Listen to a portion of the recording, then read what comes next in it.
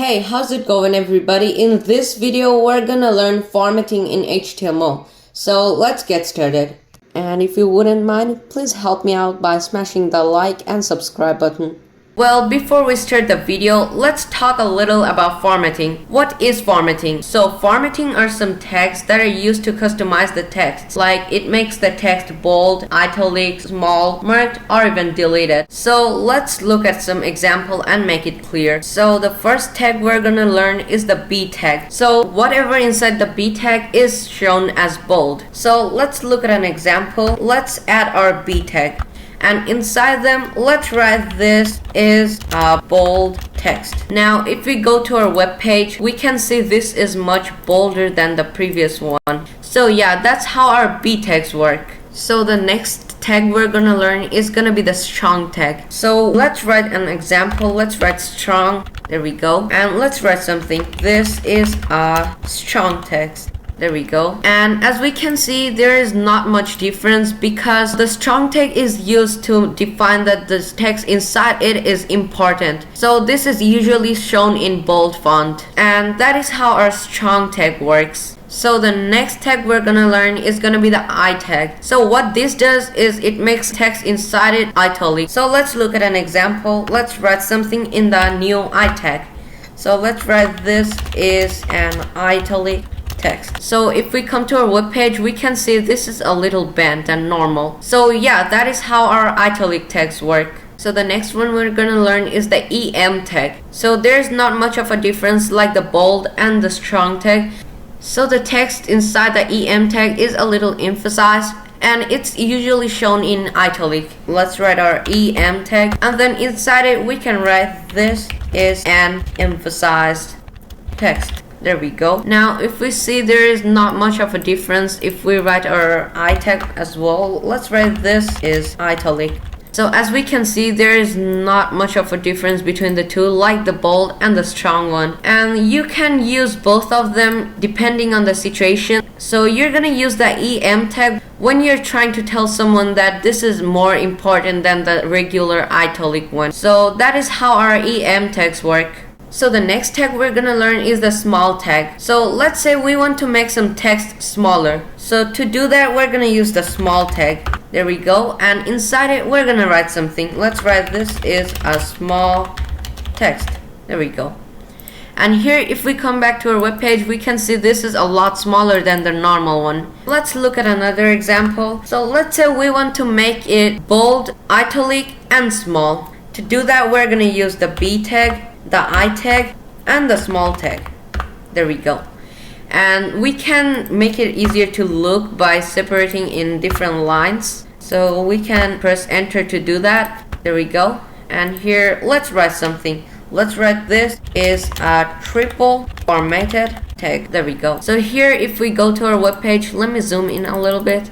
We can see this applies 3 of the formatting functions: the bold, the italic, and the small. So yeah, that's how our small tags work.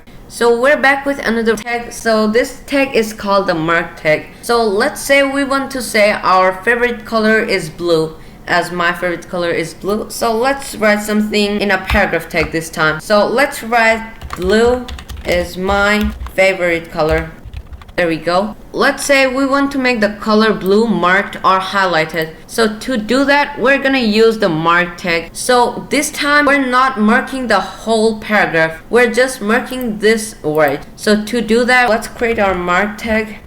There we go. And then put it inside the paragraph tag and before the blue. Okay, so here I have the closing tag as well. So let's put the blue inside the mark tag. Now if we go back to our web page, we can see this is highlighted. So yeah, that is how our mark tag works. So this time we're here with a very fun tag as well. This is the del tag. So let's look at an example. Let's write something in a paragraph tag and then let's write something. This text will be deleted. There we go. So let's say we want to make a line to strike through this. So to do that, we're gonna use the del tag. So let's write our del tag there and then let's put our text inside the del tag. There we go. So here we can see we have a deleted text. Let's say we want to make the word deleted. So to do that, we're gonna move the first tag before deleted so it surrounds with the word deleted. So now if we go back to our web page, we can see the word deleted is now deleted. So that is how our del tags work. So the next tag we're gonna learn is the ins tag. So this tag adds underline to our text. So let's look at an example. Let's write something in a paragraph tag this time as well. Let's write this text will be underlined.